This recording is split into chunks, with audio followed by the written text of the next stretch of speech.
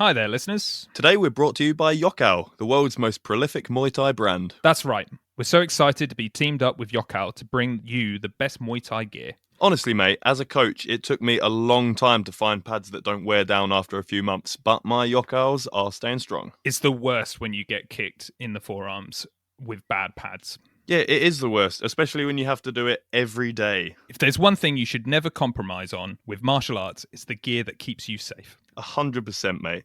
And Yokkao has the absolute best quality of training gear, gloves, shorts, and clothes as well. Not only that, it's the best value for the quality of the equipment too. Also, Yokkao are offering you 10% off any purchase by using code CombatCasuals10 at the checkout. That's Combat Casuals 10 with no spaces. Get yourself some top quality Muay Thai gear and save some cash. Hello, listeners. Before we get started today, I just want to do a big shout out for one of our sponsors, Power Body Nutrition.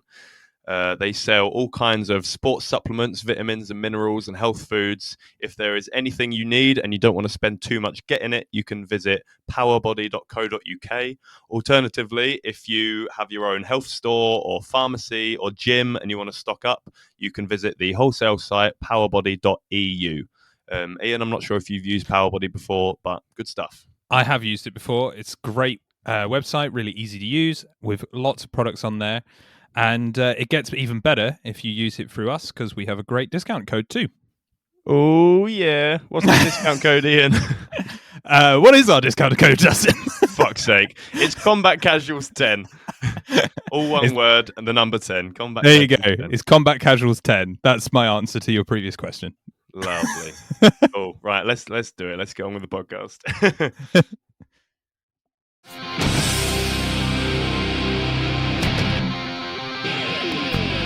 Hello and welcome to the Combat Casuals podcast. If you're a fan of mixed martial arts and all things related, stick around. We'll be talking everything from past and future events to harnessing your inner chi and everything in between. We want to provide you with the opportunity to get involved in the ultimate fighting conversation. We've been friends for too long now. And we always have strange conversations. So we thought, hey, why not make a podcast? I'm Dustin. I'm Ian. And we're the Combat Casuals. Yeah, I don't think that would change a fucking thing, mate. No, I think if we prepped for podcasts, I think it would actually maybe cause more problems because we'd actually end up going, right, we've talked about that, let's move on. You know what I mean? It would become like scripted. Very... Yeah, and I don't like that. I wouldn't want that. I don't like that. But then again, we always do production whilst the show's going on, so maybe that's also not good. That's true. So anyone wanted to start a podcast, don't write a script, don't prepare, don't do any research, just sit down, crack on. Just record something and put it out to the world. If it's good, it's good. People listen. If it's bad, it's bad. We're still at that point where we don't know. We have no idea. We might stop, we might not. Who knows? I don't think it's great. I can say with great confidence that I don't think it's great. Oh well. It's like what do you think? Like solid 5? Do you think we're getting over 6? Do you think 6 out of 10? Oh, out of 10, no. I was like, what did you think? I was like 5 or 6. I was like, what, 20, 30, 100? Right. Oh, amazing. Out of 10. Fucking, I'm bold, right? I would say. Right. Well, we'll let the listeners decide. Yeah. What fucking listeners? Oh, one listener. It's the one guy who always listens. Steve. Cheers, Classic Steve. He's always listening. Top guy. That's creepy. Yeah. What? Creepy. Always listening. Creepy. Oh, I thought that's what you said. I was like, well, don't slag him off. He's the only person we have. Fuck you, Steve. Stop listening. We man, Jesus. Yeah, we don't care about anybody else. Okay, so we don't want to recap. We're not the recap guys. No, everyone's watched UFC 265 by this point, I'm sure. So we know that. Well, yeah. I mean, if you haven't, stop listening because we're going to spoil it for you. So Cyril Gane, we all expected that. Obviously, everyone had in the back of their mind, "Oh, Derek Lewis just needs one punch," and that's true. But at the same time, he's pretty shit. My mate thought he was going to win, which I just didn't at all. Like, Garnier is just amazing kickboxer, and he's all round very good fighter. So just didn't see that happening. Yeah. Jose Aldo looked good. That was cool. Yeah, Yeah, I thought he was going to win as well. Like I really did. I love Jose Aldo. I've always like that. He's like one of my favorite fighters. Have you still got the shorts? So I still got the shorts, man. Never still wear got them, shorts. Always wear them. I'm wearing them right now. You don't do any striking. What do you wear them for? Like ironing? I just like them. I just like them. They're like your job's about the house shorts. Do you know what? Now you've said that, I might actually do that. I might just wear them around the house. I'll be cooking in my Jose Aldo shorts. Love them. Good lad. They are like I know I still roll in them when I do no gi. I know they're not no gi shorts at all, but like I really like rolling in them. So just to clarify for everyone, they're not the shorts Jose Aldo wears. They're just shorts with Jose Aldo's face. They're Ian's Jose Aldo shorts. They're just his big face right across the front, just stretched too much though. You know when a picture has been taken through paint and it's been stretched and it's really pixelated. It's like that. Fit to it's width, like that. Yeah, across the shorts. Yeah. Fantastic. They're the worst possible things in the world. Yeah, no, they are just the same shorts that Jose Aldo used to wear pre Reebok deal. Yeah, pre-re. Yeah. They've got like he had his own logo or something on it as well, which is like, yeah, love those shorts. Still wear them. Good lad. And then Luque beat Michael Chiesa as well. Yeah, that looked really good. Mate, that was exciting. Yeah. That was really cool. I'm guessing you watched it. I hope you watched it. Yeah. Yes. Could you imagine? No, I'm just making this up as Mate, one time I might just make up some bullshit and try and test you and be like, "Oh, did you see that flying armbar that Luque did?" Yeah, slick little dance after evading the rear naked choke. That was nice. Yeah. I'll be honest, I didn't watch the rest. I haven't seen the rest. I didn't see Tisha Torres. I've seen the main card. I didn't watch the prelims. I'll be honest too. I didn't watch the prelims. I saw the main card. Right, okay. Like, but I mean, the only thing on the prelims that I was again, I don't know, and I don't want to be too like recappy, but somebody who's really fallen off is that Karolina Kowalski. She fought Joanna Jędrzejczyk for the title. Okay there, bro. Mate, that's not even close. You're putting ski at the end just because I'm guessing she's Polish. Looking at her name. Is that not how you put the IC? Is that no? Not how you That'd say be that? Vich at the end. Oh well, I didn't know that. That's like and they pronounce the W's as V's, so Kovalkiewicz. Oh, Kovalkiewicz. Okay, mate, I was so far off. Christ. Tell you what, any listeners who want to say how offensive I am for getting that wrong, let us know. That's terrible. Yeah. But her career's just tailed off, mate. Absolutely tailed off since fighting Joanna Jędrzejczyk. She just like completely went off. But with the Luque Chiesa fight, I before this fight, like I remember speaking to my friend who was like, "Oh, you know what, Michael Chiesa, he's very good at welterweight now," and Michael Chiesa kept talking about how he's going to be champion. I'm sorry. There's no way Michael Chiesa is going to be champion. We said it here first. Well, I said to my mate, I would eat a shoe if he became champion. I'm glad we've got that on recording. I fucking really hope he becomes champion. A full shoe. A part of a shoe. No. A shoe means a shoe. A chocolate shoe. Fuck me. Well, that's not a challenge. That's just... Mate, if he becomes champion, I would eat a pack of Maltesers. I swear to God. Like, yeah, that's delicious, of course. But in all seriousness... Chocolate shoe. Where do you get a chocolate shoe?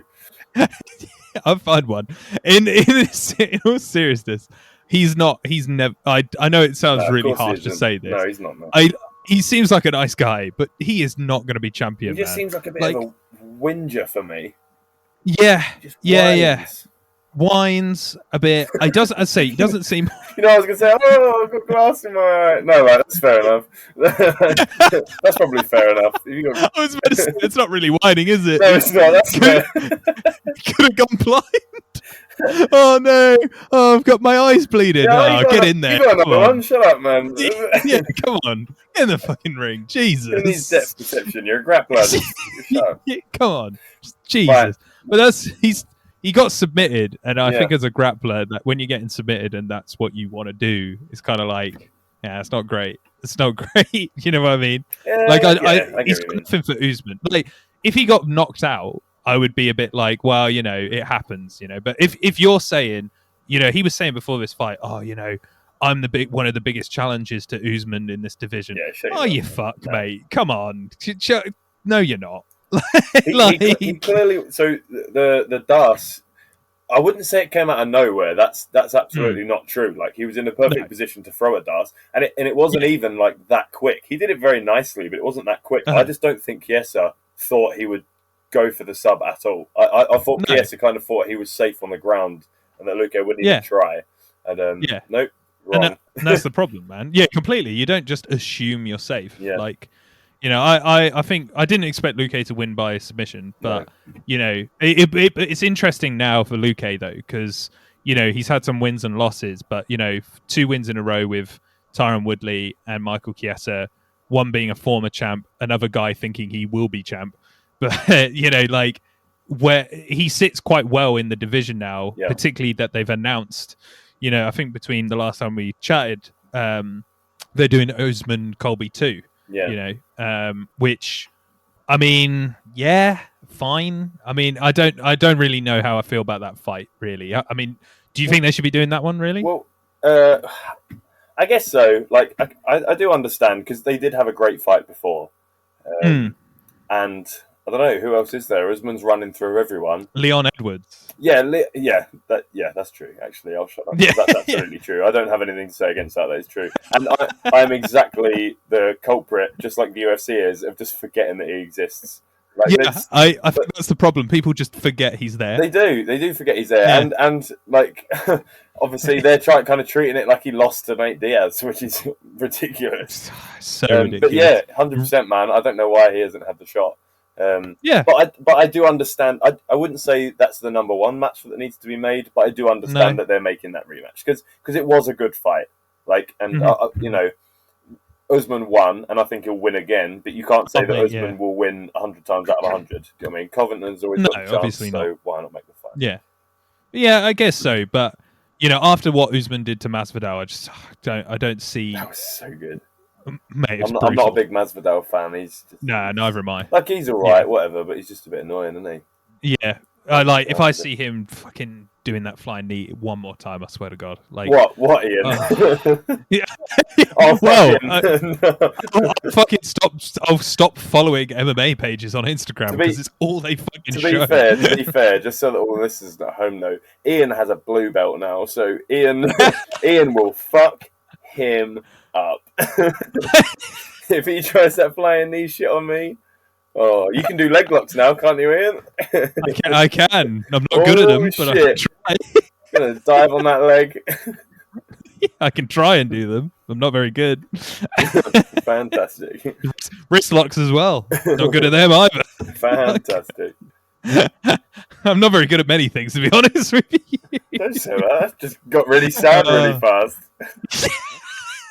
Do you just mean jiu-jitsu or just in general? Just in life, man. My life's a mess, Is that what is this what this one's becoming? Me talking about my problems? No, that's not what this is for, Liam. That's not what that platform is for.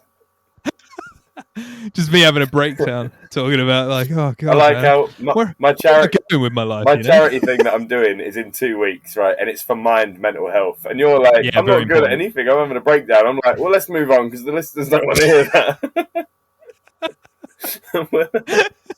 Yeah, they don't really want to hear this stuff. Fucking put a lid on it, Ian. Bottle it up. Yeah. Jesus. Come on, bottle it up. Yeah. Don't talk about your feelings and how it affects you emotionally and what it's been doing to you. Just hold it down and put it into the pit of your stomach until it feels like a knot. That's a good thing. Be a proper English gentleman and just hide that away. Take it out on your wife. Yeah, do that sort of stuff. The stuff that's what people should do. Don't improve yourself or the surroundings by talking about stuff and making a change. Nah. Can I tell you something really random quickly? Go ahead. I mean, anything to get off this subject. To be honest with you. Well, I just have I have no idea where else this will fit in. But so my Lily, my partner, for any listeners, Lily's friend's boyfriend. I was chatting to him at a wedding that we had to go to, and he self-proclaimed he was like not very good at anything, except bizarrely he is phenomenal at thumb wars. like thumb wrestles. What do you call it? Okay. Thumb war, right? Yeah, thumb war. You call it a thumb war. Yeah, it's thumb war. Mate, you've never seen anything. I mean, I don't know how many thumb wars you've played, but this guy, he was amazing at thumb wars, right? So first of all, he was doing thumb wars with people, and this one guy who's like a kind of a stocky geezer, like bit of a rugby player. I think he thought he was going to win, and then he started getting like cocky. No, like he lost, and then he was getting like, you know, when someone's still trying to play and like laugh it off, but at the end of but also they're getting quite rough and they're like pushing the person about and like roughhousing as if to like clearly demonstrating that he wasn't happy that he lost. Do you know what I mean? Anyway, and I was just like getting him. I was like, "You got to show me." And mate, he was showing me all these techniques. He was like, "Oh, so first of all, like you got to start by coming around the back, but then if they anticipate you coming around the back, you got to slip out to the coming left." Around the back with your thumb, mate. Trust me, hey, mate. Next time I see you, I will show you what he meant, and it will blow your mind. He had all these techniques, mate. With a thumb war, I didn't think there was any technique to it. I just thought, I thought it was a bit of fun, dude. Well, you're going to get fucked by this guy, and now me, because he's shown me the secrets. Like, just couldn't believe it. But it was just funny, like, because it reminded me how he said, "Oh, I'm not good at anything," and he said that he was like, "I'm really not good at anything, especially not anything physical. But you will not beat me in a thumb war." And I was like, and nobody can. I thought I would beat him, and I absolutely just got destroyed. Jesus. I'm actually more intrigued by this than any of the fights that we have to talk about. Like, I genuinely want to know what he means by coming around the back with your thumb. That's combat. Like, I don't understand. That's combat. Huh? It's wrestling. That's combat. Yeah. Yeah, thumb wrestle. Yeah, thumb war. Yeah, so, yeah, okay. I mean, it's called thumb war. It's even beyond that. You know, it's beyond. You know, man, this shit's real. There's no referee. There's no rounds. you go until someone's pinned, man. There are no rounds. You don't get to stop for a little water and a sit down. No, you go until it's over. You know, that's to the death. To the death. I still, you know, because I will be coming up at some point to see you, and also if there's nothing in between, we're seeing each other when we've got Bellator London, which is going to be great. In October, you're gonna have to show me what this means by going around the back, because I can't. I'm literally, mate. This is so funny. No, I'm sat looking at my thumb. How would I possibly go around the back? I'm just looking at my thumb, like, what the fuck is he talking about? Oh man, you're gonna learn. You are gonna learn. First time, I'm not gonna explain it to you. I'm just gonna do it. And you're just gonna have to fall victim to me. This is such a genuine sport, because in class that's what happens. I'm going to show you how to do it. I'm just going to do it, and then you have to learn. You know, that's the way it has to be. Mate, fucking hell, that's I'm excited but scared. Right, I've got one more for you, which is on the prelim card that you should either go back and watch, or listeners should watch, or you may well have watched it and not fully appreciated what was maybe going on. Yeah, Rafael Fiziev. Did you watch him beat Bobby Green? I did not, no. It was a decision win, but so Rafael Fiziev, if I'm not wrong, is one of the striking coaches at Tiger Muay Thai. He is very, very fun to watch. Like if you want to see like pure Muay Thai and how effective like slightly adapted Muay Thai can be for MMA, go and watch Rafael Fiziev. That was really, really good. Just like, mate, the heaviest kicks. Really? Yeah. Like, so anyone trying to like develop their switch lead kick, like, so if you're orthodox, your left kick, like body kicks, go and watch Fiziev do it. Like, he can switch kick faster than anyone else. Like, I've never seen anything like it. No, it's just really good, man. Go to watch it. He's got a record of 10-1 at the moment. But that's very good. Just really exciting to watch, man. I definitely recommend. I don't know what his grappling is like, but his striking is awesome to watch. And like, what division is it? Light heavyweight. Interesting division at the moment. Yeah, like, that's really open division. And with his he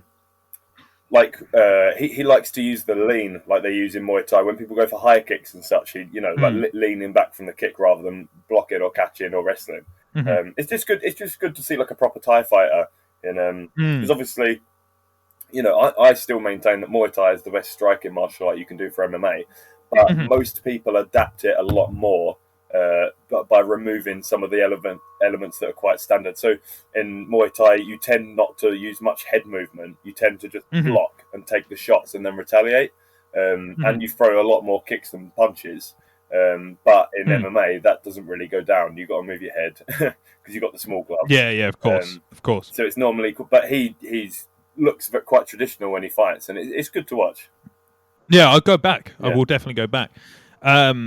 Yeah, I mean, it's an open division as well. So if somebody comes in with like a really good skill set, it'll be interesting to see, because that top three sort of like people in that division right now, obviously, you know, you got Jan Blachowicz, who's, I don't know, like he's got heavy hands, man. And obviously I don't want to discredit how good Jan is, because he is very good, but he's not like an out and out like best striker in that division.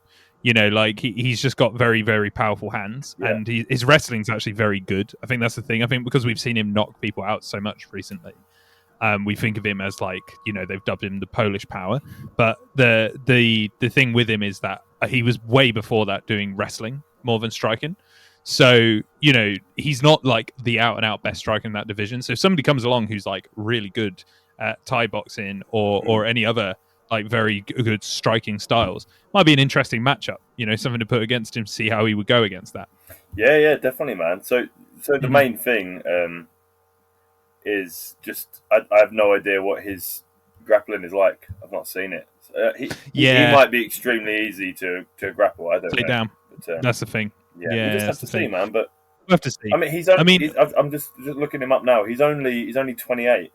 Yeah, it's very young. I mean, he's 11 years younger. He's 10 years younger. He's quite short for that category. Oh, really? Well, 1.72 meters. I don't know what that is, but I know that I'm 183 odd and I'm 6 foot. So we've done this again.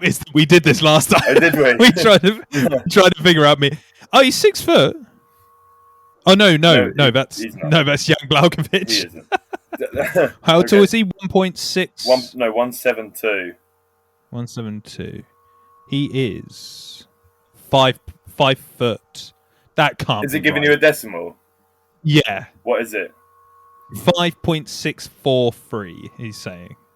Oh, so it's 5'7", nearly 5'8". I was about to say, he can't be that short. That's really short for that division. 5'6" in light heavyweight. So that doesn't make sense. No, he can't. No, okay, he can't be light heavyweight. Where are you getting light heavyweight from? On the fight card. Yeah. On here it's Bobby Green's 71 kilos and Fiziev is 70 kilos. Lightweight.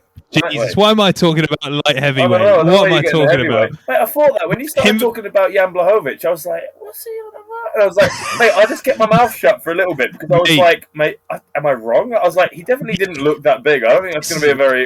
This is the moment where you should have called me out. This is the bit where we were talking about earlier, where I haven't watched it, and you should have been like, what are you talking about? See, what are you talking about? I was thinking it. I was just trying to look it up in the meantime. I was like, that doesn't sound right. I was like, he doesn't look anywhere near Blachowicz. That is not going to be. That is not going to be a good fight. Him versus Blachowicz, he'd get killed. I was like, fuck me, you look quick for light heavyweight. Yeah, I don't want to fight that guy. Jesus Christ. Bloody hell, man. Oh, well, that makes way more. Oh man. I'm gonna defend myself by saying I'm really dyslexic, so that's why I read that wrong. But yeah.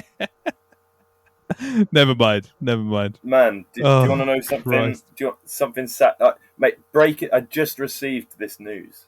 So okay, breaking news. I had a couple of my guys competing at an Open in Manchester this weekend. Oh yeah. And but both quite new. But one of them is in the Masters. Is it ultra heavyweight or super heavyweight? In the Masters. Sure. Well, ask me, mate. So I got no clue. There was only supposed to be 4 people in his category. Nobody showed up. What? How bollocks is that? So he got a gold by default because he was the only one who showed up. Gold. How fucking rude is that, man? That's such shit. I know it was only supposed to be 4 people, but he was really looking forward to it, and they've just let me know. I'm sorry for him. That's really shit. I feel very bad for him, man. But they've just sent me a photo. He's got a gold medal and he's standing on the podium. Mate, it counts. It counts. It fucking counts, man. Gold medal. Counts. What a fucking guy. And he's wearing his DNA MMA. Good lad. Totally counts. But yeah, no, that's disappointing for him. It would have been nice. Yeah. I mean, Yeah, that's really shit. I'm sorry for him. Going all the way over to Manchester from York. It's like a 2-hour drive over, like taking time off on a Sunday, and no one fucking shows up. That's well rude. Yeah, that's really rude. It's really rude. I'm proud of you, Jake. Yeah. If you ever listen to this, mate, I'm fucking proud of you. Well done. Yeah, well done. Well done for going. I mean, doing the training and the effort and turning up, you deserve to have a gold medal because nobody else did. Definitely. You know, doing all the training is already like incredibly difficult. So, you know. And he's doing really well. He's a really interesting one to roll with, actually. So he's... I think he said he was around 115, 120 kilos, and he managed to get down to, I think he's like 105, 110. But he trains big guy then. He trains strongman as well. So not only is he big, he's very strong. So it is really good to roll with him because whilst he's a bit slower, if he gets you, he's got you. Like he's a strong geezer. Yeah, completely. But it's obviously it's great to have all sorts of different people, all walks of life. Oh yeah, 100%. That's really, you got to train with. It's hard to train with people who are a lot bigger than you, because obviously that's like. You can feel it more, but that is the point of doing jiu-jitsu. So you can be successful against people who are bigger than you. You have to think about strategies against people who are bigger than you. Yeah. So it's always good. There's a guy at my team who's a big guy, and it's good to roll with him, you know. But like I've got his back like once or twice, but you have to think about how to get there a lot more than people who are like your size. Yeah. And most of the time I'm thrown about by him because he's a big guy, you know, and he knows what he's doing as well. He's very good. But it helps you think more, you know, and then when you do get to go with people who are a bit more your size, I don't know what it is. You feel a bit quicker, I guess, because you're used to perhaps rolling with somebody who's a lot bigger than you. Yeah. So you have to be like move quicker, if you get what I mean. Yeah. But yeah, no, totally. The thing I was going to say before we move too far away from the card and my embarrassing like wrong weight class, it's okay. is what do you think about this? I'm going to just say it. I think all of this stuff with this bollocks interim heavyweight belt, I'm really kind of annoyed by the whole situation by it. Because do you see like Dana White before the fight happened was calling it like, oh, you know, when this belt's like, you know, unified, it's going to be like when I don't know. Yeah, he said like I don't fucking know either, like WNO and IB. Yeah, the NWA and stuff like that. I don't know. Like, they get involved. I don't think so. I don't think that's a good name for a belt. Oh, mate, can you imagine? Tyson Fury, no, you can't win that one. You can't win that one. No, stay away from that one, mate. But yeah, so why... I just think that's one of the most ridiculous things I've ever heard. Well, because Dana White used to trash that element of boxing, how there was like all these different belts and like how he was always going to stay different to boxing. And then he's used that as his reasoning for setting up this bullshit match. Like, mate, I don't know. I mean, I don't think you'll find anyone who agrees that Garn deserves a belt for that match. I mean, actually, that was poorly phrased. Like, Garn absolutely deserves what he gets because he's very good. Yeah. But that should never have been for. But no one respects interim belts anyway, right? And like all of the best fighters and the most respectful fighters, they themselves don't respect interim belts. So no. So yeah, what a load of bollocks. We just have to say it's really annoyed me, man. Like all because, and the thing is, it's like it shows that UFC have too much of a monopoly. I think because all Francis Ngannou wants is a big payday as the heavyweight champion, right? Which I don't think he's not entitled for because he's been pushed massively by the UFC. Yeah. They were pushing him hard because they wanted to make money off him. Like, they pushed him so... And then when they're making money off him, they don't want to fucking pay him, yeah. Yeah, because Francis Ngannou wants a cut. Yeah. He wants a bigger cut of the pie than he was getting, which it's his name at the end of the day on the card. It's his name at the top of the bill that makes people want to pay to watch it. And if it's going to be Francis Ngannou versus John Jones, which would be an insane fight, if they both want to get paid a good amount of money for it, I don't really see the problem with that. Yeah. You know, and the UFC's bottom line is if people go, oh, he's being greedy, he's not being greedy because he doesn't get any sponsorship. He gets a percentage of the pay-per-views, but he doesn't get any sponsorship. You know, like, he should be getting both, really. He should get sponsors, a cut of the pay-per-views, and paying for turning up. I think getting the actual pay for being there. Definitely. You know, so it's nothing against Cyril Gane. You know, he seems like a really nice guy. He's very talented. Him and Ngannou fighting will be interesting. Yeah, I can't wait for the training fight. partners. It'll be a great fight. Yeah, great fight. They're both training partners as well. They used to fight from the same gym. So, that's really interesting. And there's a narrative there. So, great fight in terms of, what it could be. But I just don't think it should be a unification fight. I haven't seen much since the fight from Garn of like his attitude towards the interim belt. Have you? I saw him post-fight talking about like, it's unbelievable he has this, he's not been fighting for that long and he's got the title and stuff. So I think he is happy to have it. He's not going to be like, he's not like, I remember when Justin Gaethje got his and he was just like, it's not the real belt. Yeah. Well, this is the thing. I get it though, because like it's not Garn's fault that he has the belt. It's the UFC's fault that he has the belt. It's not like if it was if you were in Cyril Garn's shoes and you've been training all this time and you're going through these fights and you finally got there and they're like, oh, you got the chance to get an interim belt, whether you believed in the belt or not, you'd be really fucking happy if you won it. So you can't take it away from him. It was their fault for putting it there for him. He's gonna take it. He's gonna take it if they put it there. Of course. And none of it is, as I say, he seems like a really nice guy for one. Like he seems like genuinely like a nice guy. And he also is incredibly talented. So it's nothing against him. I just don't think that belt is at all like there's been some really stupid interim belts over the years. Like another one that I'm like, that's just pointless was the Kobe Covington one. Kobe Covington. Colby. His one was Colby. That guy. I hate him. I don't care about getting his name right. Colby. Colby. Colby. You just saying his name. It's Cody. Is it Cody or a Kobe? Colby. Corby. No, it's not Corby. It's Corgi. Get out of here. Yeah. Get out of here. It's Colby. Let's fix this. Colby. Colby Covington. Colby Covington. Colby. Why are you struggling so much? that dickhead. Just call him Coco. Yeah, Coco, dickhead, wanker. He is a dickhead. His belt was so stupid. Yeah. I don't know why he was an interim champion either. I don't know, man. It's like the UFC don't. I don't know what they plan, because there's this thing of they don't like doing main events without a belt. They've done main events without a belt. They did bloody Dustin Poirier versus Conor McGregor. They've done plenty, mate. They've done plenty. Like, just do them. Like, I don't know. It really irritates me. And this whole thing of unification, mate. I'd love to see Bellator versus UFC. It will never happen. Of course, it will never fucking happen, though. Of course, it would never happen. But that's like the boxing unification belts. Yeah. That's what that is. That would be incredible. Like, I mean, but obviously, UFC have nothing to gain. Bellator have everything to gain.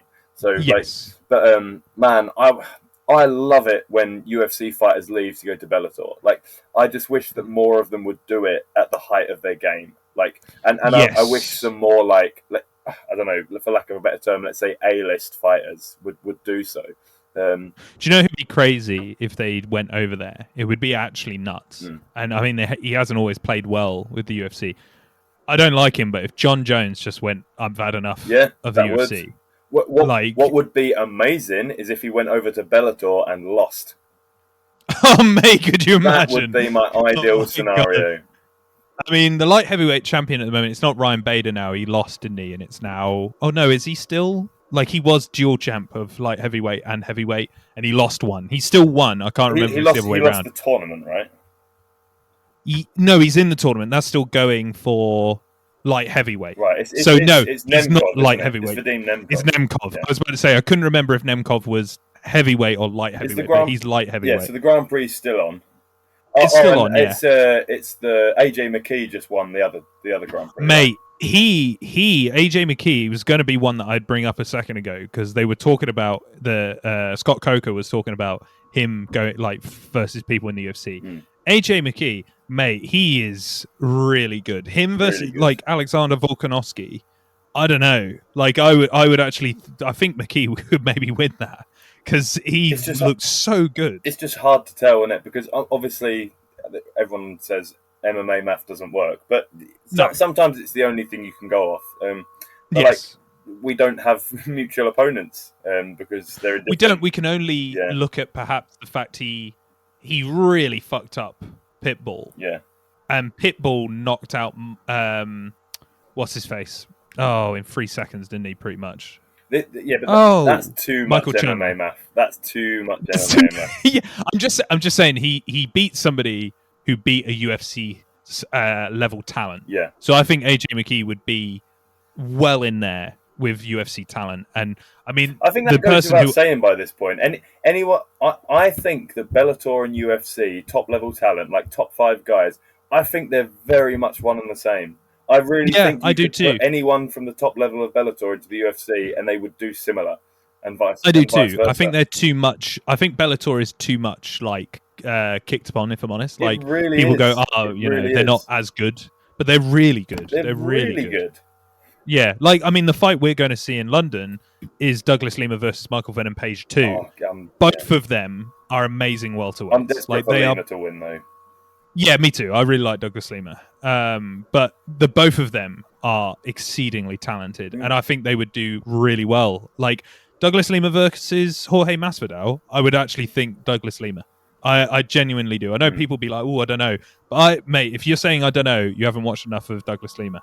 He's so good. Well, this is the other thing, is a lot of people will have this opinion of Bellator without even watching it.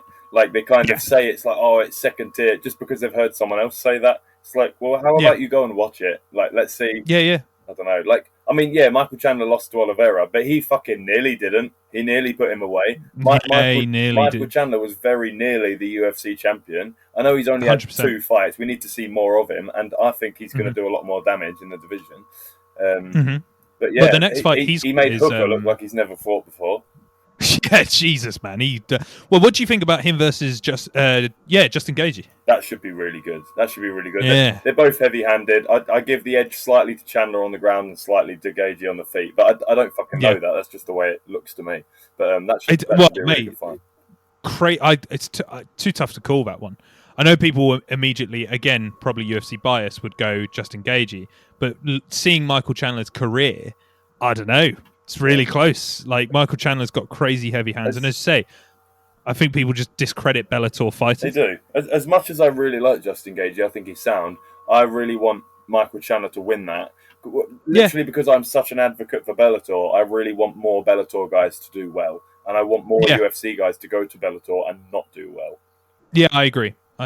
Like, I would want that too. Yeah. I think, there's been examples of that, but just not enough that people and not enough A-list talent. You know. Like I want people, because I think there was Larkin went over people to at the end of their career. It's either people at the end of their careers or people who haven't been successful recently. Yes. Yeah. I'm trying to remember the guy's name. There was one who went over, but it just kind of like disappeared. I just want to make sure. I don't want to be getting it wrong. Yeah, what's his name? I don't know.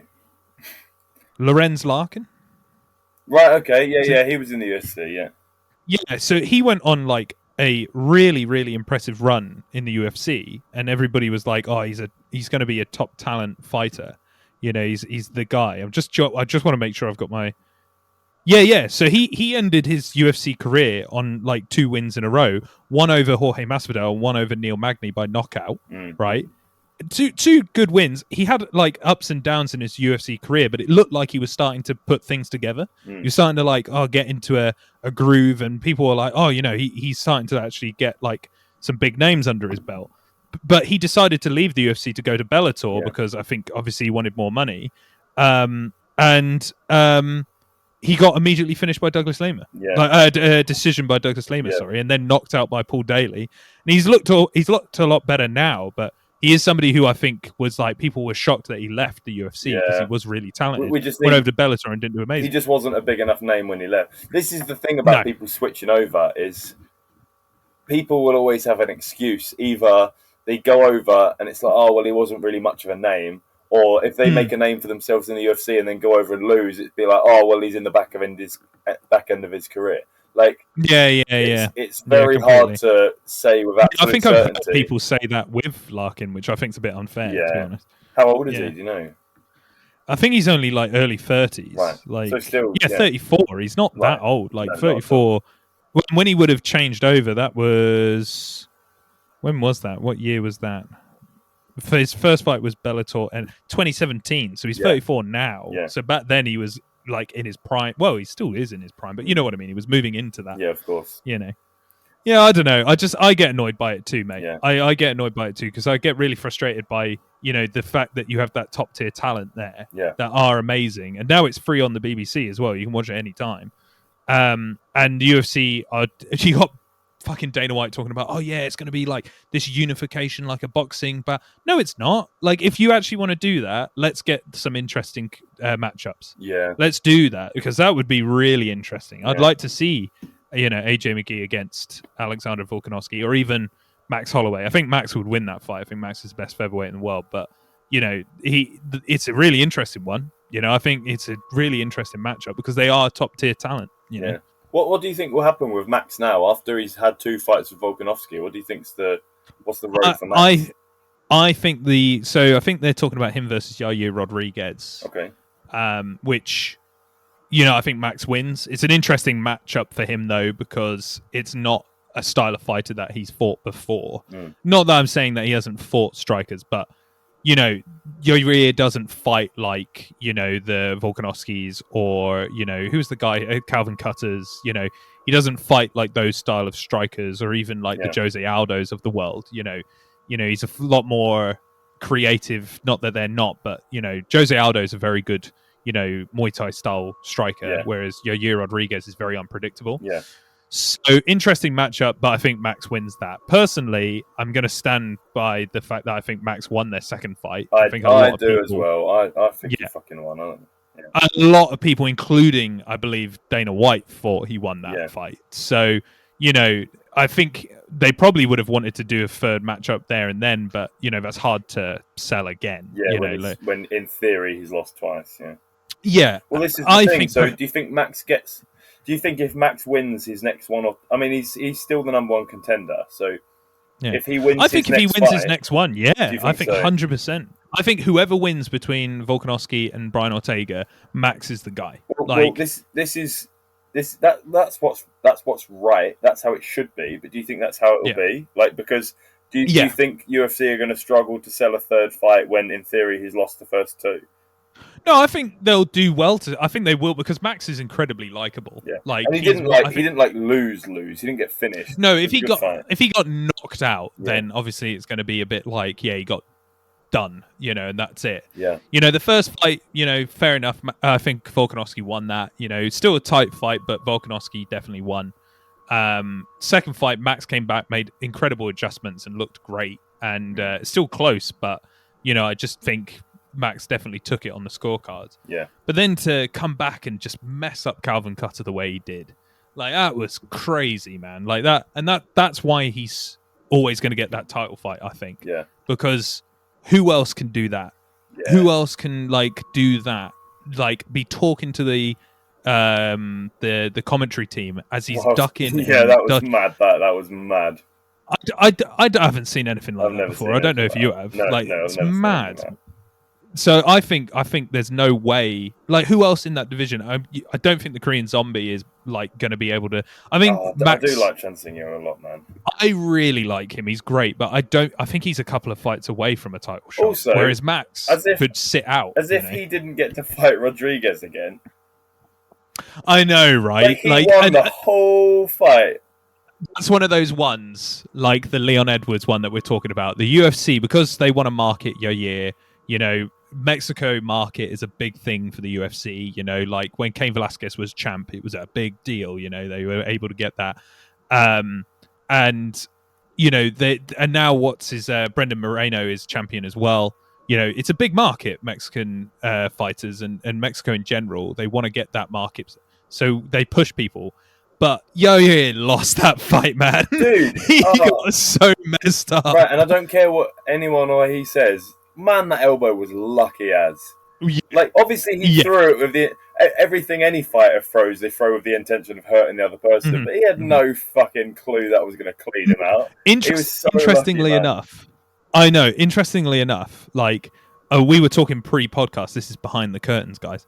About us talking about, like details of fights. Because me and Dustin, Dustin more than myself could talk way more about striking than I could. Like my knowledge in striking is just not that like high. But we were talking about people who did know a lot, and there's a guy on YouTube that I enjoy watching called The Weasel, who's really good at breaking this stuff down, like amazing. And he pointed out in the Gan fight, or Gan, you know who I mean. What is wrong with me today, mate? What is going on? Gain. All right, so mate, I can't pronounce anybody's Gain. Garnier. He's worth it. No, is that L'Oreal? That's L'Oreal. But he is. He is worth it. He is worth it. It's pronounced Garnier. Garn. Is it Garn or Gain? You're making me confused. Huh? What is it? Is it Garn or Gain? You're really confusing me. Garner. Garn. Garni. He pointed out. Gani. He pointed out that Gani, he was. There's a point where they're clinching, him and Derek Lewis, and he actually goes for that elbow because he moves Derek Lewis's head in that direction, and he like moves him that way to try and get it under his chin, which I was like, that's interesting. But that is not what Yair Rodriguez did. That is literally not what he did. Yair was just, like running away backwards and just thought, fucking, here goes. He did not move. It was such a fluke of a hit. And I don't really like Yair Rodriguez. Fair play for throwing it. Fair play. But, fair play. But I don't like that it's like shown as if like, he did him in. Yeah. Oh yeah, I'm like, no, that was a very lucky shot. Like it was very lucky, and I do feel bad for the Korean Zombie. I do feel real bad for him. I think he's Korean really Zombie has like the maddest record. Like I'm looking through it now. Like if you he has a mad record. Like he's so inconsistent. Like he's beaten some awesome. Like he beat Dustin Poirier. In 2012, lost to Jose Aldo, beat Dennis Bermudez, lost to Rodriguez, beat Moicano and Frankie Edgar, not like TKO them both, lost to Brian Ortega, beat Dan Iggy? Dan Ing? Iggy. Egg? Igga. Ige. Ige. Is Ige, I believe. He's from, I think he's from Hawaii. I think. Yeah, he's from Hawaii. Ige. That guy. Yeah, but like, I'm bad at pronouncing what a names. Mad mixed record, man. That is. Also, he's had such gaps because in South Korea they have to do military service, so he is had that to why? go off. Yeah, so he had to go off and do military service. So I think his last, if my memory serves me rightly, I think he had to take a break after he got beaten by Jose Aldo because he got injured. Because if you watch that fight, that's like a 4-year gap. Yeah, so he got injured, and I think his knee, like if you watch that fight, his knee got like fucked up, and he had to like step out of the fight. Basically, it's classed as a TKO because he collapsed to the floor and Jose was like on him punching him. But like if you watch the fight, like it's really weird. Right. He clearly like pops something out and just falls to the floor. Right. Okay. So he took 4 years, and I think that's also when he did his military service. I think. Gotcha. And that's why there's such a big gap between that and his fight with Dennis Bermudez. I think, but yeah, he had to do it at that point anyway. It is a really inconsistent run, but like if you think of it this way, if he had beaten Yair Rodriguez, who? Yeah, you judge.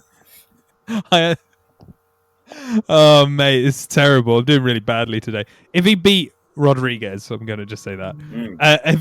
If he beat him, that's like a very good run. But at the moment, it looks quite inconsistent. Yeah, it does. Also, to lose to Brian Ortega, I mean, don't be too ashamed of that. It's Brian Ortega. The guy's really good. Like he's really, really good. Who do you think in their fight with Alex Volkanovski? Ortega Volkanovski? Yeah. Volkanovski. Yeah, I think you're probably right. Come on, man. But he is he is very good. Nah, come on, he man. is very. Come on, man. Do you not think? Do I not think what? That Brian Ortega's that good? He's good. He's not that good. He's not. I think Volkanovski will do him. Do you think? Yeah. He's only. Yes. He's only. Look at their mutual opponent, Max, and yes, yeah, I think so. Yeah, but it's. I don't know. I mean, he's only had one loss, and that was against Max. Mate, I'll eat a shoe if. Okay. All right.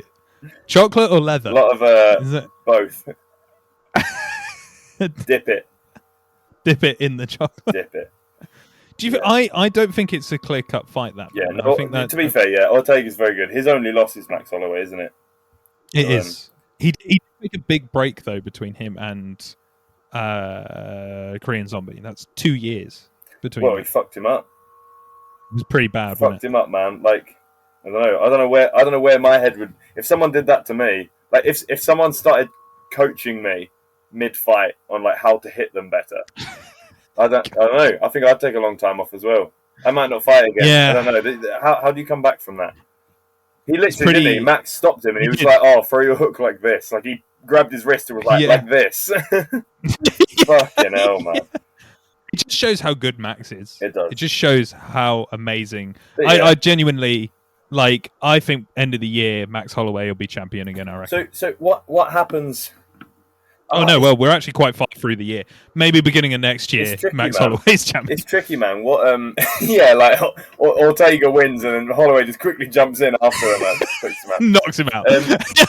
But yeah, how does that work? Like, so Max has beat Ortega. If Ortega beats Volkanovski and Volkanovski's beaten Max, like I don't know, that creates like a weird situation. It happens though, doesn't it? You get that weird MMA maths sometimes where you get like the 3 people who can beat each other. But, you know, it's always in a round robin, basically. For me, right, so it's a tricky one because I think that Max won the second fight. I do. Yeah, I think so too. It was a very good fight. It was very close. I do understand how it could go either way, but I think Max won. Mm-hmm. But if Ortega beat Volkanovski and then Max beat Ortega again, I'd still need Max to beat Volkanovski to feel like he was the champion. Oh, no, that's the fight you do. I think that's the fight you do. I wouldn't consider Max the champion until he beat Volkanovski, even if Ortega beat Volkanovski. I feel like you have to beat the guy that beat you. I don't feel like you can step in and you have to beat the guy that beat you, I think, to be the champion. Otherwise, for me, it's the same thing as when a champion vacates and it needs that vacuum. I don't know about that one because you can only fight who's in front of you, right? And like you, and he was in that twice, case, like he lost. Well, yeah, but like let's say he convincingly lost, right? Let's say that, you know, because we both agree he didn't, but let's say hypothetically he did. You know, an example of that would be, I guess, do you think that without the belt as well, or with the belt? Because like obviously Francis Ngannou lost to Derek Lewis. Derek Lewis has gone on to lose some fights after that and has not got the title. Yeah, so Francis? I think the difference there is like the quantity of fights. It's not like a triangle of 3 guys at the top. Like it's Ngannou at the top, and he's cleaning house, and Lewis has lost a few fights. Like you know what I mean. So I do see that a little differently. If it was like Lewis was an absolute killer for everyone except one guy that Ngannou beat, then I'd look at it differently. But it's okay. That's fair. I mean, for me, it's just them 3 at the top. They're the 3 best guys. Ortega has only lost to Max. Max recently has only lost. Oh, he lost to Poirier, obviously, but that's a different division. But like, he's only really lost to Volkanovski in terms of losing his title. What about Volkanovski? Who's he lost to? Has he lost to anybody? Well, there you go then. Do you know what I mean? So I feel like he would have to. Oh, in my opinion, Max, but. See what I mean? So I feel like he would have to beat Volkanovski for me to consider him. Has he? No, he hasn't. He hasn't lost since 2013 to Corey Nelson. Well done, Corey Nelson at AFC. He's the champ. He's the champ, man. Corey Nelson, get that guy in here. Yeah. So no, I get what you mean. No, I would. Him. He needs to go back and beat him. He has to. I want Max to beat him just to be able to say, yeah, I beat him. I'm the best, because it's also is the extra element of it that I guess. You know, we've said, you know, if he convincingly beat him, but he didn't convincingly beat him. Most people thought he lost. So if I was Max, I'd be like, I want to fight that guy so I could be like, I beat him definitively, full stop. Yeah. Like, that's it, you know? Like, and I get what you mean. He is the champ. He is the champ. He's not like these crappy, you know, interim champs that we're seeing now, as we've talked about. He is the champ. But if I was Max, I would also want to be like, I'm fighting that guy because I beat him and I want to prove that I'm the best. Like, because in my opinion, he is. Like, mate, there's nobody who does that. Teaching somebody how to hit you in the middle of a fight, ducking and diving, crazy, man. And I know Alex Volkanovski did say, you know, He looks good when he's not fighting me, you know. But I would say back to Alex Volkanovski, you didn't win the second fight. Yeah. So, you know, like it's. I mean, I don't think he won that, and you know, obviously he will think that because he did, and it doesn't matter if I think that. Well, I'm just some guy on a podcast, but you know, I think if I was Alex Volkanovski, I wouldn't be speaking so much about how, like, yeah, you know, you pull those numbers against other people, but not against me, because I'd be a bit like, well, I lost the second fight, so yeah. You know what I mean? Yeah. Yeah, definitely. I mean, it's an interesting, you know, matchup, that division. The featherweight division is good at the moment. Lightweight division is super exciting as well. You know, Max at lightweight is always something I did want to see more of, because I think that fight against Poirier, obviously, you know, Poirier really won that. It was, you know, he looked great, but you know, Max is still featherweight size. He's not like bigger, you know, and I would be intrigued if he put a bit of size on what he would look like. You know, what would that, you know, that Max Holloway, what numbers would he be pulling in? Would he get more knockouts? You know, right. So my thing with that is, I don't think so, because Max is not a knockout artist. No. He also, I mean, he's got great defense, he's got great head movement, but he does take damage. I think if he goes up a weight, I don't think his hands just magically get heavier. That's not his style. I think he does well being with the lighter guys, and I think if you put him up there, he's more likely to get knocked out.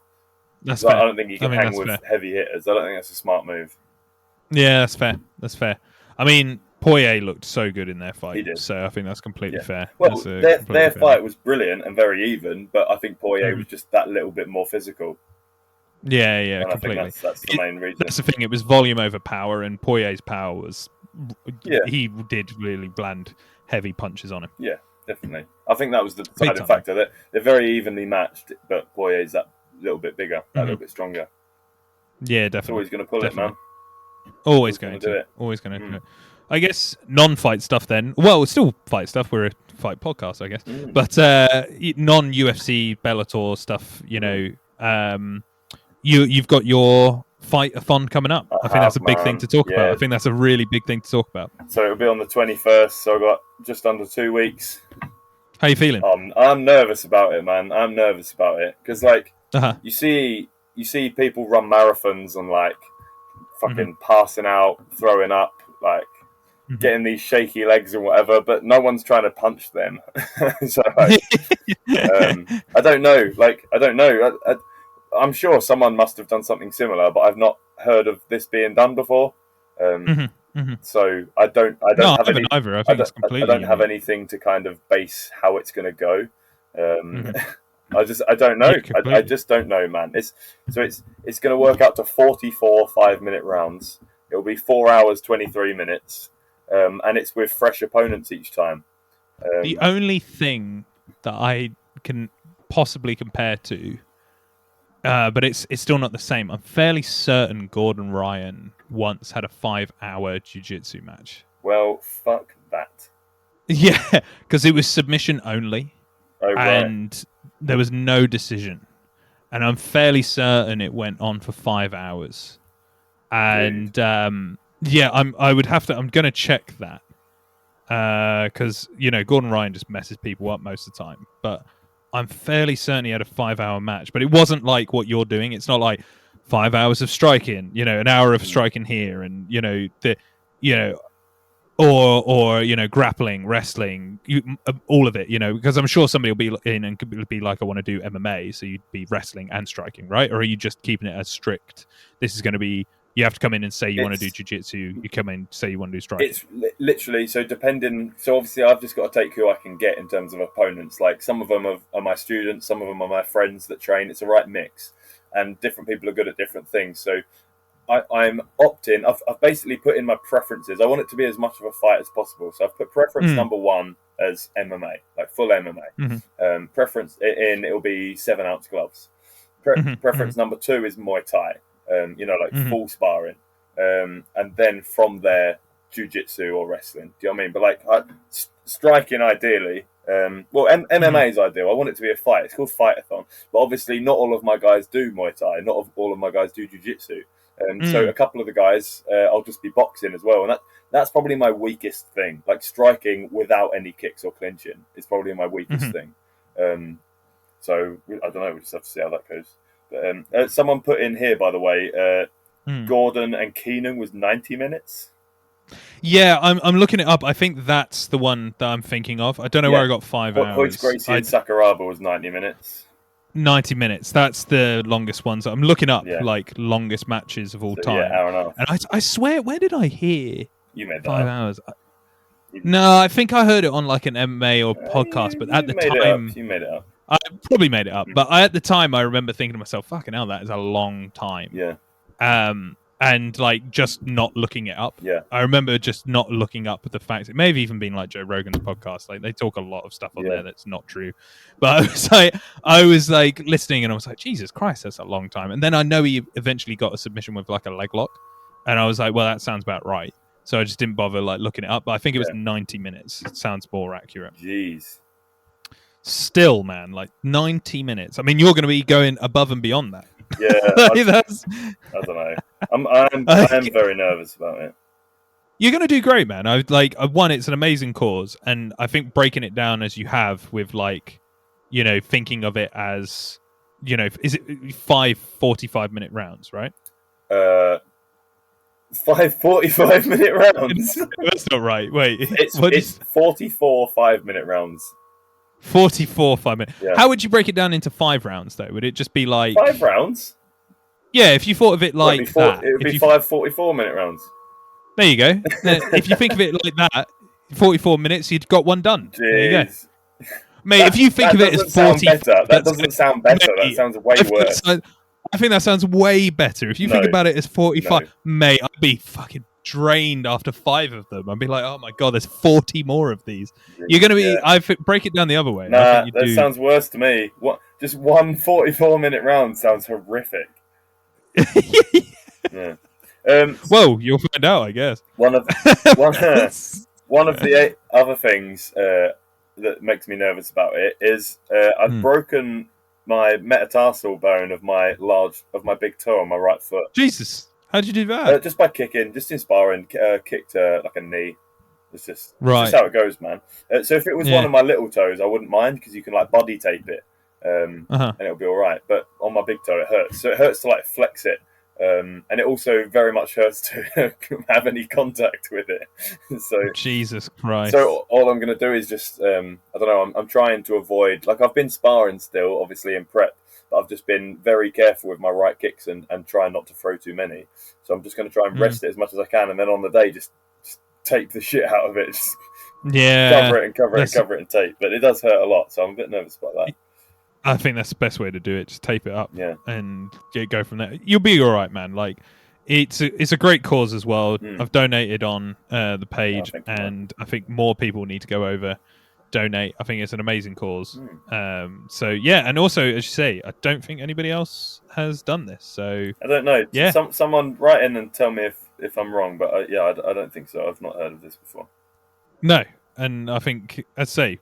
Amazing cause, so yeah, no, awesome. I don't know, really mate. I don't know what I proper thought. Like I was like, because I just googled how long it takes to run a marathon, and the average time is 4 hours 21.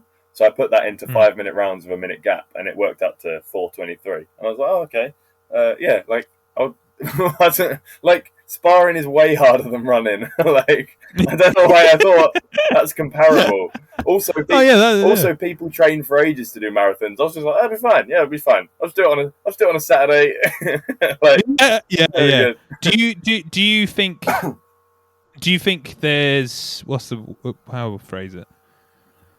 What do you think the worst case scenario is in terms of like your roles and stuff? Do you think injury is going to be likely in it, or have you taken that into account on how you're going to like? I don't know. Like, will you actively be like, right, I'm going to take this one lighter, than the rest? I don't know. Obviously, I've got different opponents, and some are going to be harder than others, and I'll kind of have a good idea of when I can take it a bit easier and when I can't. But the general rule is you can't take it easy at any point because obviously I'm going to lose a lot. Like, I'm probably going to get submitted a lot, and I'm probably going to get hit a lot. Like, I'm going to lose lots of my sparring rounds and I get submitted a lot. But I'm going to do my best to not lose. Do you know what I mean? Like that's the point. I can't just lay there and lose because what's the point? That doesn't require any energy. I'm going to do my best to not lose. But yeah, obviously some people I can take it a bit easier than others. And I think it's just going to be trying to get to positions where I can sort of rest, like try to get to side control, get to full mount or whatever, and try and, I don't know, just be as efficient as possible. But the other thing I've got to be careful of is, so striking early on, like leg kicks in the first half an hour are really going to take their toll for the rest of the fight. Definitely. Me being too active with like my jab is going to take its toll. Like anyone who does striking and does sparring knows how fucking quickly your shoulders can fatigue. Like trying to keep my hands up for just trying to keep your hands up for 4.5 hours will be a nightmare. So I don't think people realise how taken for granted that is. You know, like just keeping your hands up. Yeah. So I don't know. It's just going to be bad, man. I don't know. I don't know why I'm doing this, to be fair, but. It's for a good cause. It is it's for a great cause. It's for a good. I want to get over my target. I'm looking at it now. I've got £898. I'd like to get over £1,000. That'd be nice. What your target is £1,000? My target's £1,000. Yeah, I'd like to get over that. It's just a nice big round number, isn't it? So Come on, guys, help me out. Well, guys, if you haven't donated already, please go to what's the website again fully, Dustin? It's a bit long. It's justgiving.com/fundraising/fightathon with no gaps. So yeah, fight-a-thon. It's also like go ahead. Sorry, another easy way to find it would be to just go to my Instagram, which is dna.mma, and there's a post on there. dna.mma. 100%. Go on there. That's the best way to find it. dna.mma. That's the best place to get it. Yeah, and just donate. It's a great cause. It's really good, and I think really unique way of raising money for an amazing cause. Even just like £1, man. I feel like people feel like they've either got to donate like a tenner or nothing or whatever. It's like, man, if 1,000 people donated £1, I'd be there, wouldn't I? So yeah, you would. 100%. Anything, just £1. It's all welcome. Anything. Please help. Yeah, 100%. Yeah. Well, good. I'm definitely gonna. I'm sure you'll be doing live on Instagram, so I'll be watching. Oh, it'll be live. I mean, it's gonna be a long live, and I can't promise it'll be exciting. But I wish I could come up. That's when I've got my jab, because that would be good if we could roll. But that's when I've got my second jab. That would have been cool if you could have been one of my opponents. Yeah, I kind of wanted to try and work out doing it, but unfortunately, it's the only day I could get my jab on, which I'm really annoyed by. But never mind. I don't know, man. You're a blue belt now. I'd fucking have. Yeah, I'd have some I know. Wouldn't I? It's a weird. I highly doubt it, but the like literally no. I think you'd be like. Do you remember that time you got a blue belt and were like he tried to roll away from you? That was funny. I crawled after him. And you literally said, "Come back here." Well, he tried to run from me. I don't know. It's a weird one being a blue belt now. Like when I got it, I didn't expect it. If I'm honest with you, like genuinely, I know other people have been like, "Oh no, definitely." But I didn't because, I don't... The way I look at training is like, my biggest goals are to compete. And when I have competed, I haven't won. I haven't won medals. I've won matches, but I haven't won medals. So if I'm not beating other white belts, then, where am I in that grade? But then, as Lorenzo said when he was on our podcast, those people who could be winning could be on the cusp of having a blue belt and their coaches didn't give them a blue belt because they want them to go off and win. So you never know. They're different teams and they do things differently. And also I guess the other thing I find, I don't know, it's just a weird one being blue belt because I don't see myself as that still. And when I've been still at training, it's not like I've become better. You know what I mean? It's not like I've gone, oh yeah, I'm now a blue belt and I'm now really good at doing this stuff. It's just the same. So yeah, it's a weird one. People have asked, some of the other white belts have been like, "Oh, what's it like?" And I'm like, "It's great. I'm really happy to have a blue belt and say I've achieved that, and it's something I've worked for a lot. That as much as anybody else. But it's still just the same in a weird way. It's like Lee, a friend of mine who's a blue belt, who's great, was like, you'll be excited by it at first, but you'll realize that it's not the be all and end all. And I guess that's the right attitude because I know a lot of people leave when they have a blue belt, but I'm not really there yet, I'm not where I want to be. So yeah. It's like when it's your birthday and people say how does it feel to be 20 whatever, and you're like, fuck do you mean? Like yeah dickhead. Nothing's changed. It's exactly the same. You don't just show up the next day better. You know what though, right? Because I completely support what you're saying. That's true. But just one anomaly, which was really funny, was one of my students who sadly left now because he finished university and he's moved back home. But one of my students, shout out to Ollie, I gave him his because I do rankings for people who want them, because obviously some people want to compete. So they need to know what rank they are, but other people don't want it. So I don't force it on anyone, but anyone who wants rankings, I give them rankings. So I gave Ollie his blue not too long before he left, and he definitely deserved it. Mate, I swear to you, the second I gave him his blue, he became a demon. Like, mate, honestly, it might have just been because one of the biggest things for Ollie was like his confidence. Like, he was very good. He had the knowledge, and when you just watched him just rolling around casually, he could do it all. He was great. But then whenever he rolled with someone he thought was better than him, it kind of all went out the window because he was assuming he'd lose. Like, he just assumed he'd lose. Or someone was stronger than him, he just thought, okay, I'm going to lose, and he'd be defensive immediately. But I knew he had it all. He had it all. And I gave him his blue band, and immediately that attitude changed, and anyone he rolled with, he was like, I'm going to fucking win this. Like, and he went, and because his attitude was different, he was fucking winning. Like, he just got infinitely better as soon as I gave him a blue band. It was mad. Never seen anything like it. But I'm so happy that I gave him his blue. I made the right decision because he had it all, and he required that little bit of a push from me, that bit of confidence to say, look, you can do it. This is how skilled you are. Definitely. You deserve your band.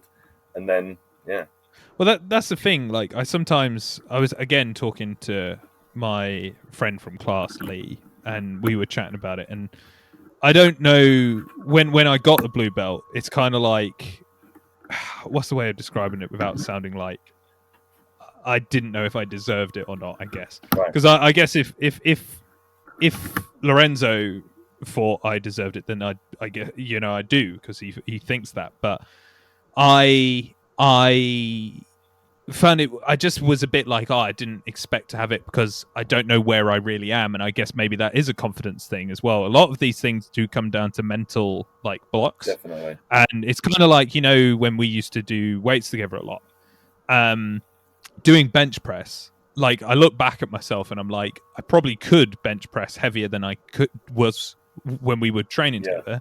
But there was such a psychological barrier 100%. To doing it. And I think that's a lot of the time, not to go, I know we had a serious conversation at the start where I'm like, what am I doing with my life? But to look at the psychology, I do think sometimes I'm like that. I think there is a barrier in my brain with stuff, with training, with doing sport. I think sometimes it's like, and I think this is the same for everybody, because I know doing sport isn't pleasant. Like, your body feels like the strain of what you're doing, but afterwards you feel great. I think it was Muhammad Ali who said, like, he hated every day of training, but he did it because it made him the best. And that's the psychology I try and go in with things. But it can be hard because, that psychological barrier of, like, am I actually doing well? Is this the way I'm going? Is what I'm doing right? Am I doing techniques right? And when you're still making mistakes and then you're a blue belt, sometimes it feels like, well, should I not be making those mistakes because I'm a blue belt? You know what I mean? So sometimes it's added another bit of pressure. I love the idea of that on the benching as well. Like, next time someone asks me what I bench, which, first of all, that's a shitty question. Like, who cares, man? That's how you know you're a shit gym. But next time someone asks me how much I bench, instead of saying 150, I'm going to say, well, it should be 160, but it's just because I'm actually a lot strong. Like, I know you just watched me only bench 150, but it's just because of a mental block, and actually physically my body is capable of doing 160, so I'm going to say 160. Mate, that's amazing. That'd be so good. It's just a psychological. It's just my mind. It's just a psychological thing. Yeah. I could do a 4-hour marathon, like runing, but psychologically, my brain just doesn't want to do it. I mean, look at these cities. I got 160. Jesus. But I do think that's So I'm not being over psychological about it, I guess, but it's been a weird one getting it. I was very happy on the weird one. It was really great getting it, and I'm really happy to have it. But I guess what I'm saying is, like, I'm going to keep pushing and training harder to compete. Good. That's the main goal. Very well done, mate. You deserve it. Yeah. No, thanks, man. Cheers. And, it's been, as said on my post when I posted it, it's a big thank you to you for introducing me to, mixed martial arts and jiu-jitsu. Because mate, if we hadn't met, I would have not been doing that. I genuinely wouldn't, because I wouldn't really know about it. Stupid fucking rugby. I'd be doing fucking rugby. I actually really like rugby, stupid sport. But yeah, I'd still be doing rugby. Whereas instead now, blue belt in Brazilian jiu-jitsu. So yeah, no, it's great. Honestly, really, really great. But I guess my general point is that, I want to compete and win is what I'm more focused on, and trying to get that into those competitions. So that's what, hopefully now my body's recovered from having COVID, because Jesus, man, that really did a number on me, Christ, like my immune system's sick. Oh yeah, because I've had ongoing like problems with my eyes and things like that. Yeah, because my immune system was so shit after COVID. I just kept getting sick. With different problems. And I was talking to my doctor. I was like, I'm just keep getting ill, and he was like, yes, because COVID's just completely fucked up your body.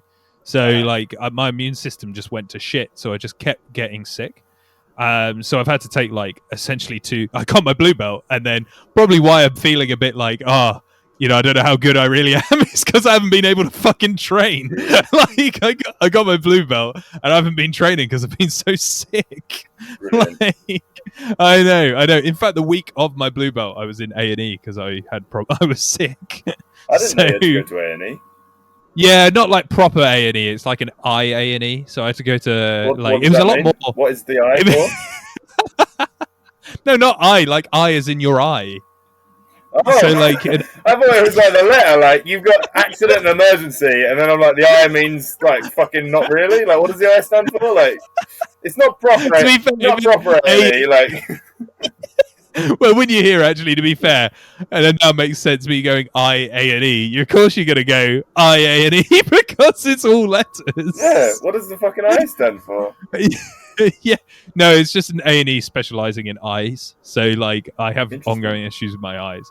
I had to go there to get like ointment for it. How the fuck does anyone find the place? Where is it? Everyone's walking around. Don't know where it is. You just get in a taxi and say, "Take me to the I&E." And they're like, "What's the I for?" Yeah. What's the I stand for? Right. So yeah, no, getting back's going to be good. Getting back to training this week, hopefully, going to start hitting it a bit harder. So yeah, should be good. Looking forward to it. Looking forward to it a lot. Good man. I just want to do more no gi, if I'm honest. I want to do loads of no gi. Well, you know me. That's the thing I find I'm better at. I love my no gi. I've never worn a gi. People say it's just too late for me now. Like, because we're different anyway. Like, you want to compete, and I've never ever felt the need to compete at anything, not just jiu-jitsu or MMA or anything. I'm just not a competitive person. I don't care. Fair. I'll race you to that lamppost. No, you're all right. You go ahead. I'll see you there. I'm gonna walk here and have a good time. Yeah, I'm fine. And it's nice that I've got quite a few people around me that are the same. You know what I mean? I always kind of felt like the odd one out. Like, everyone wanted to compete, and I always felt like, why, man? Like, why is it just me? But no, it's not just me. I've got a few people around me. It's good. But I lost my point. What were we talking about? We were talking about gi and how it wasn't something you want to do. So for me now, like, my MMA, my jiu-jitsu is purely... It's my business. I'm a coach. Right? It's purely financial. There's first of all, I don't have the time in the day to go and start learning gi anywhere. I just don't have that time. I work 7 days a week at the moment. I'm doing like 50 hours a week. So I don't have time to do that. And then there'd just be no benefit for me to do that, like, financially. I'm not going to compete. I'm not bothered about learning the gi. There's no real... If I was going to compete, then maybe.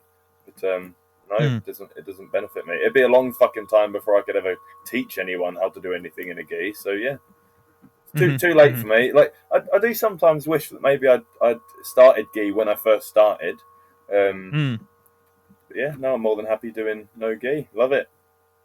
Yeah, no, mate, I completely get you. Some people like really only like doing gi. Like again, a guy at Wave. Like he did judo first, so gi is something that he really enjoys. So that's completely fair. Everybody's different. He really doesn't really enjoy no gi at all. He doesn't like it. No, because he's just so used. Much probably like yourself. He grew up doing judo, so it's all just being gi. So when he's gotten doing no gi, he's kind of a bit like, I don't really like this because or he doesn't want to do it. You know what I mean? Yeah. So, but for me, I just find I think the stuff with gi, I always just find I make more errors, I guess. Like there's more.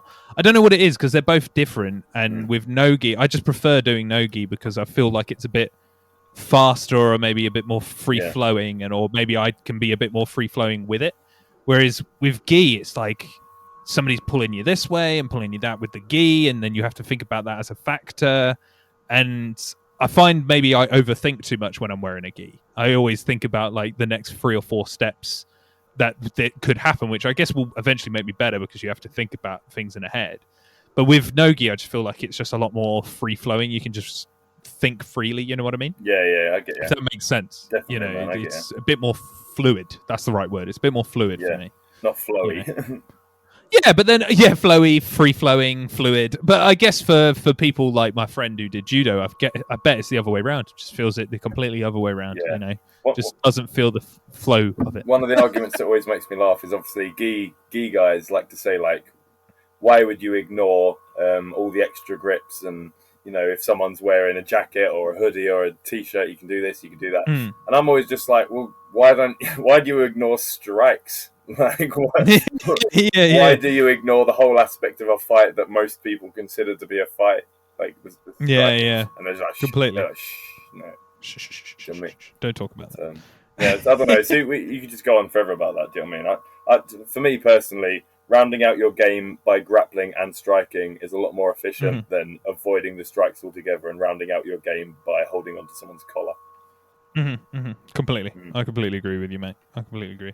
It's but it is an interesting one, and talking to Lorenzo about it was interesting as well. Because obviously he does both. Yeah. So he does. Gi and no gi. Yeah, he does both. He doesn't do any striking, does he? No, he's not. He's not into striking. But it depends why you want to, like, why you're doing. For me, I like the idea of fighting. I like fighting. Yeah, whereas completely. Some people like they do jiu-jitsu like they'd go and play squash or something. So it's like. Yeah, definitely. Awesome, man. Awesome. That's my dude. That was fun. Yeah, I think that was a good episode back. You know, it's been good. Too long away, man. Too long. Too long. We won't leave it that long again. We won't. Oh, it's a month later. We did it again. We've left it last. It's not too bad weather here. I'm gonna take Reggie out for a walk. That's gonna be my afternoon. Evening. When does evening start? 5, 6? Yeah, 5, 6, round about that. Evening. It's evening. Is it evening now? Late afternoon. It's late afternoon. I think it depends on the time of year as well. Because it's light. Yeah. I don't think this is evening. This is afternoon. But I think in winter, this is definitely evening. This is definitely evening. Well, I'm going to be boring. Just do a bit of tidying up. Maybe watch a John Danaher video because I've got all of them now. And be boring. I know how good he is. I just can't listen to him. Can't stand his voice. His voice is really annoying, but he is very good. He's very good. To the point where I can't put up with it. I just can't put up with it. I can't watch his videos. I can't hear him. Nah, it's too much. I know that's ridiculous, but it's too much for me. I can't listen to him. I could never have him. He's very good. I could never have him as a coach or something. I just can't listen to his voice. No, I think if I was to pick anybody from that team, I'd probably want Craig Jones as a coach because I reckon he'd be fucking hilarious. I think it'd be really funny. Yeah. I don't know how much we get done, but I think it'd be a proper laugh with him. That's what you need. What you want. Yeah, man. Cool, dude. Right, well, this has been a pleasure. Always good. And we'll hopefully, as I say, it won't be that long again. No, definitely not. That's well. Well, thanks for listening, everyone. Whoever listens. Steve, Cheers, Steve. Cheers, Steve. Thanks, Steve. Cool. In a bit. I'll catch you next time.